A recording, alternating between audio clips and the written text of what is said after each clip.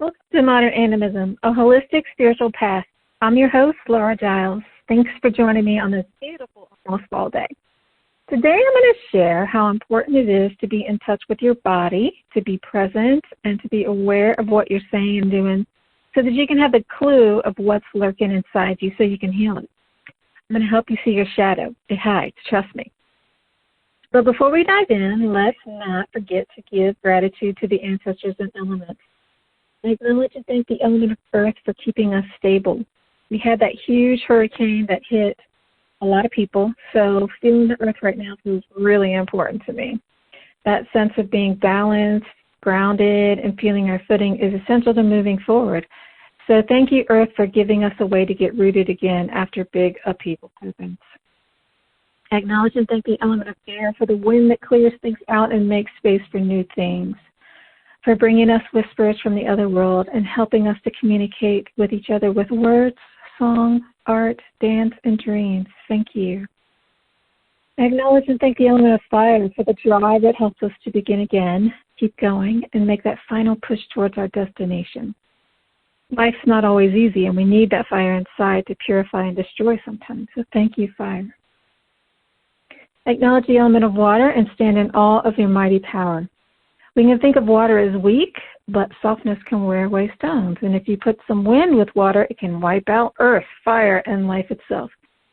So thank you, water, for the calm ways that you usually show up in our lives and for the reminder of your awesome power. I acknowledge and thank the loving, helping ancestors from the human, plant, animal, mineral kingdoms, and thank you all for the help that we receive that is seen and unseen. I thank our listening community for tuning in. I invite you to come on over to our private Facebook group to join the conversation there and send us your questions. We post our events over there where you can join the fun, so you definitely want to be there. If any of our shows inspire or help you, please consider contributing to keep us going. If you have some love to give, please also post a review of the podcast wherever you are listening. It helps our rating so that others can find us more easily. So thank you for that. Big shout out too to the volunteers at Staff Society. Near the end of the year, we begin looking for new volunteers. So if you're interested in lending some time or expertise, please contact us and let us know how you can help. We would love to put you to work. All right, so the shadow. As most of you know, at my day job, I'm a licensed clinical social worker and a spiritual coach. I know some people don't know what a social worker does, but they think we do food stamps. But actually, it's just a $5 title that means that I do mental health therapy, really. Specifically, I work with trauma survivors, so I'm always in contact with people who need healing. And at the beginning of this year, I made myself a priority because I've been working my little tushy off helping other people who are having a hard time because of COVID. And that hasn't let up, so my work has been at a nonstop pace. But you can't serve from an empty well, so I wanted to get my own growth and healing in too. And it's been a very interesting journey in that way. I absolutely love my job. I love working with people and seeing the light come on, either because they get something, they shift, or they heal something. And I get to do that every day. And what I'm seeing in myself is that there's a lot of junk that we carry around. Even people who function pretty well day to day, that we're just not aware of that stuff. So this is really a message for everybody, whether you're having a hard time or not having a hard time. That shadow stuff is what runs the show, so it pays to look at it. And here's some clues to where it's hiding. Do you know that memory that pops up from time to time? You don't really know why? It must be something really hurtful or embarrassing, or it might be, or it might just be something that seems mundane. It could be something like remembering how scared you were at your first sleepover and you didn't want anyone to know. Or maybe it's a mental picture of you not going on the dive board. You wanted to, but you couldn't just make yourself do it. Doesn't sound like a big deal, does it? If it's like that time that you almost died, of course, you know that that's something that bothers you. But there's a lot of these little things that don't really seem like a big deal, and we don't pay attention to them because they seem so small. These memories keep popping up because they're unresolved. So here's what happens. There's an event, And the event is value neutral, but we form a thought about it, and that thought creates an emotion. Those two things, the thought and the emotion, get stuck in our bodies and play over and over like a program. Let me show you what I mean. If I'm working and somebody knocks on my door, that's a value. If my thoughts are, no one's supposed to be here, I might feel scared. If I think, oh, it's my sister surprised me, I might feel happy. If I think someone must be lost, I might not register any emotion at all. So in this case, our thoughts are all made up. We could think one thing or another thing just as easily. It's not a representation of reality. And we do this all the time. Most of our programs are written when we're children. We spend our life replaying those programs. So let's say that I'm 3 years old. I have a little playmate next door who is my whole world. Then that family moves and my tiny 3-year-old mind thinks everyone disappears. How do you think that would impact the rest of my life? Well, I might avoid intimacy, not trust people, and feel very alone in the world, right? So it could be one of those things. It could be all of those things. Does it make sense? No, it's not logical, but it does if you're 3. Now, how many of us remember things that far back? Some people do. I don't. I think most of us don't. And if you did, how many of us would just dismiss it because your adult self intellectually knows better? Probably most of us, right? But guess what? That 3-year-old is inside driving a bus, and you don't have the slightest idea why he's clingy one moment and standoffish the next. It's because you don't see him. He's in shadow. But you can feel him, and you can see the results of the things that he does. Your body knows he's there, and that's how we find these things and can heal them. But it's not just your 3-year-old stuff that you have to worry about. Scientific American published an article that talks about a research project where mice were subjected to this chemical smell that smells like cherries or almonds. I don't know if it's cherries or almonds, cherries and almonds. Anyway, it's a smell. While giving the mice electric shocks. So naturally, the mice began to associate the smell with the shock, so they would shudder when they smelled it, even if there weren't any shocks. That's Pavlov's dogs, right? So this reaction was passed on to their baby mice. And when those mice had babies, those babies also did this, even though they were never shocked. The babies that were fertilized in vitro from sperm of male mice who had been shocked also responded in this way. So there's lots of research to show that people react the same way. So my interpretation of this is that your parents, grandparents' experiences, and on and on and on and on through time impact yours. And it's not just the big things like famine, rape, refugees, homelessness, natural disasters, and things that you can guess your people went through, like say that I know that I have slave ancestors. Well, they had to go through the probably, along the line somewhere, they went through that Mid-Atlantic Passage, right? And they probably endured beatings and mistreatment and oppression and all. So that's what I mean, but you can guess. Even if you don't know their stories, you know, certain things happen at a certain time to certain groups of people. The Holocaust happened to Jews. There were other people involved, but it primarily happened to Jews in the 1930s and 40s. So that's what I mean. So it's all that big stuff, and it's all that little stuff, like you're walking with your siblings, and they walk too fast because they have longer legs. And you feel left behind like nobody loves me. That's a program. It's a program that subtly operates in the shadows of your mind. And this is why every animist culture that I know has purging rituals. It's to get all that stuff out. You want to die clean so you don't have it in you to bring it back, and you don't have it to pass down to anybody else. So it has to go somewhere, because what happens in the physical stays in the physical. It has to be resolved in the physical. And if you pass on, you can't take it with you. And you can pick it back up when you come back in, which would be fair. I mean, it's yours, right? Or you can give it to someone else to deal with, which is what happens in intergenerational trauma. So look back to when you think your people last engaged in purging rituals. So how long ago was that? 150 years? 500 years? 2,000 years? And you have 4 lines: your mother, your father, your mother's mother, your mother's father, father's father, and father's mother. So it's all of those lines, even if you have one of them that you think is clean. You got 3 more. So how many generations is that? And how many people is that? So how much stuff do you think you're carrying? Nobody's out here squeaky clean. Let me tell you, I've never met anybody who says, oh, I'm good. Well, maybe you think you're good, but I can tell you there's stuff. So how many of these recurring memories do you have that pop up at random times? Let's see. There's the one of being jumped after school. There's the one of being in the swimming pool. The one of the 6th grade dance. You know, you can just tick them off. Tick, tick, tick. How many? Probably a lot, right? And don't forget the sweet ones. One of the things that I've discovered about myself in doing this work this past year is that I'm either really way more polypositive than I knew, or I really find my dark side really scary because, and my brain disguises it as happy stuff so that it's palatable.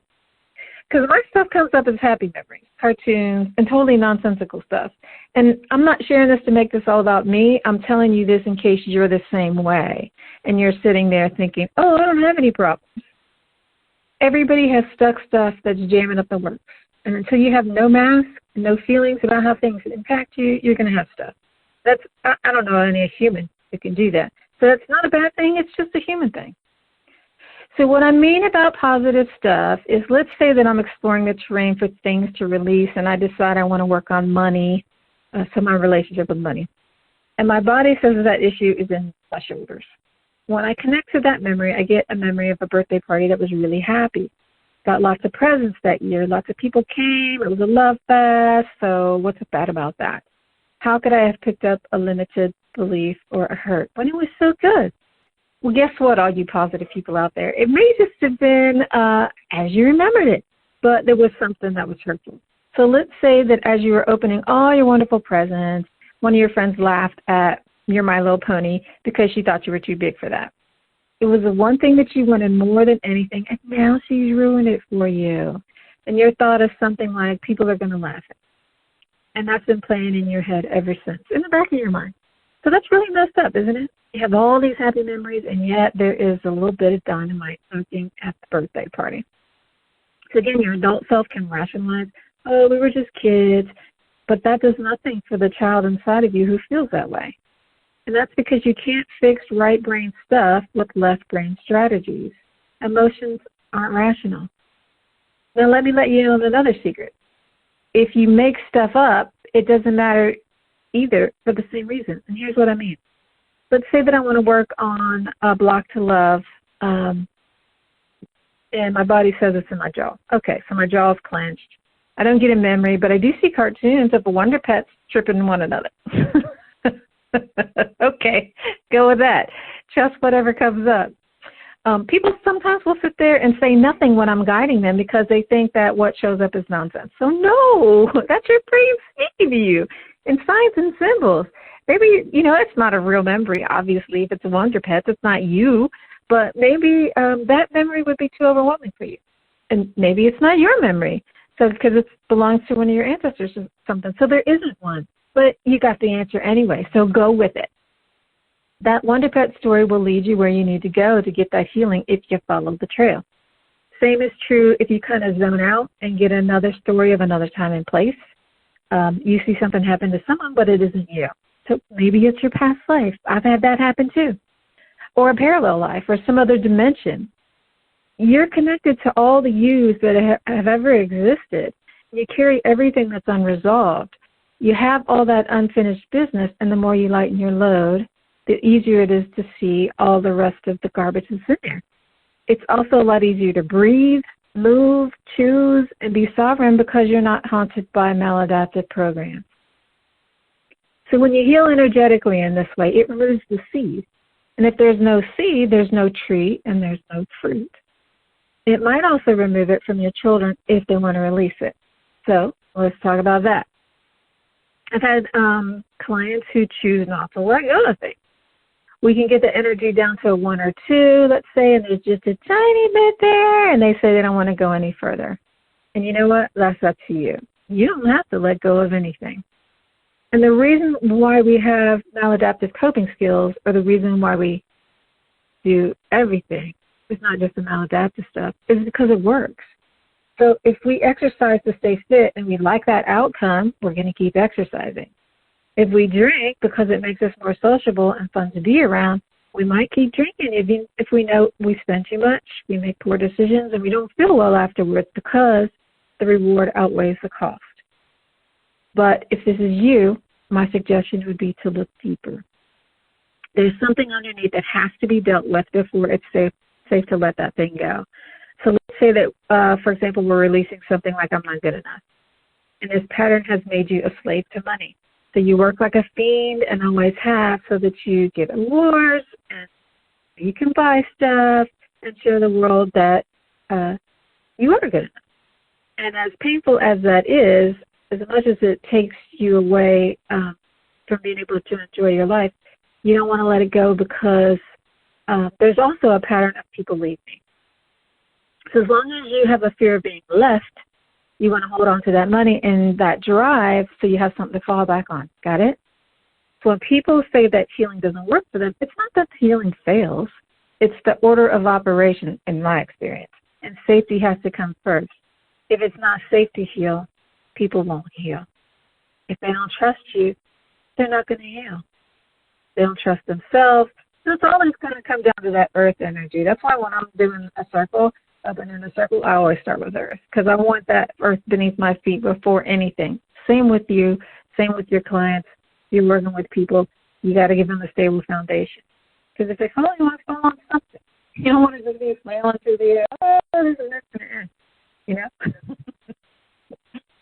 So, what does this feel like? It feels like hell.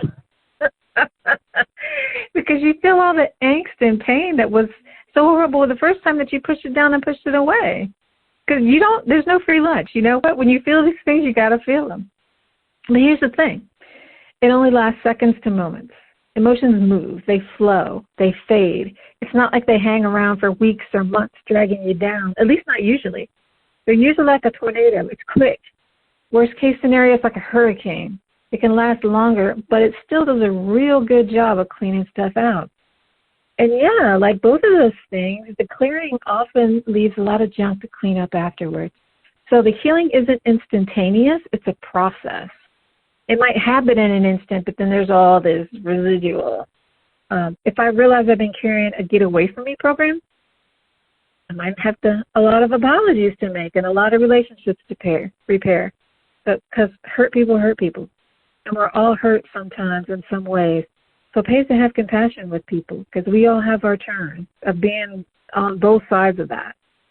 So I highly recommend doing a regular purge. It can be monthly with a full moon, seasonally, annually, or whenever things get overwhelming. We have a healing circle at Pan Society. You're welcome to join us there. Since we work on a level of energy, working with a group is fantastic because what heals in one heals in everybody. Let's say there are 5 people working to keep it simple, and when one comes in with the goal of releasing I'm not worthy, and all 5 have a different goal, anyone with I'm not worthy will benefit, even if that wasn't their intention. Cool, huh? And also efficient. So I love group heal because you have so many people working and so many people moving energy and so many people healing, and it's just there's synergy. It's just big and juicy. So I would say that the results are as good as a one-on-one, but with a one-on-one, it's individualized, of course, so you get exactly what you want. And if you have a sticking point, like, you get down to one little bit and that little thread doesn't want to let go, you get to work on that. So, because it's just you. And if there's an underlying issue, you can move to that. So it's just different. It's more precise and goal-driven versus random healing, but they're both good, and they're both really effective. I love doing this work. I feel like we're all in this life together, and if one person has a lighter load, we all benefit. Maybe that's one less drug addict, one less rape that has to happen, one less hungry person, one less suicide. Maybe it leads to one more innovation, one more poem, one more happy person spreading love, conservation, and abundance on this planet. And if you do this work and you want to join our healing circle, we actually have 2. So one is a give some, get some type of event where volunteers just give what they can to help others. So this is one of the ways that our volunteers come in. And that's a beautiful event that we've done for about 8 years, I think. And the other one is a group event that I lead. And they're both great. I hope to see you there. Or just get the work from someone you trust. It's an investment in future generations as well as yourself. But nobody needs any more mice shuddering when they smell cherries, you know? So let's sow some love and light. The last thing, and I know I'm preaching to the choir, is to think about what you do and say, especially around children. I mean, I can think of a million things that I've did that, knowing this and thinking about it in this way, I'm just horrified. Oh, my God, I can't believe. You know, you're just joking around or you're just trying to keep things light, but you never know how it lands. You could be setting in motion the negative self-belief in someone else that haunts them for decades or even lifetimes. Now, I know you're not responsible for how something lands. There's no way you can know that. People interpret things the way they interpret it, and there's no way to avoid every possible pitfall. But if you know that what you're going to say or do is hurtful, probably best not to do it. I always like to think about those unintended consequences, and being ugly can have way more impact than we know. So maybe a good practice to do is a forgiveness ritual for all the things that bothered you that day, every day, like a Ho'oponopono ritual. It helps you to clean as you go, so you don't have to, a lot of baggage to take out when you do your purging rituals. And if you aren't familiar with Ho'oponopono, there's a video on our YouTube channel. Please check it out. All right. So if you want to get in touch with us, we're on Facebook, Twitter, TikTok, YouTube. We have a blog and this podcast. We'd love your feedback and hearing from you. And if you want to learn more about Animism, check out our online school at pansociety.org. I'd like to close by sending gratitude to the elements, our loving, helping ancestors, and I thank you for joining us for this edition of Modern Animism Radio. Again, don't forget to donate, as we do need your financial and emotional support, and you can contribute at our website at www.pansociety.net. Thanks so much for tuning in. Get y'all hailing, guys. I'm Laura Giles for Pan Society Radio. See you next week.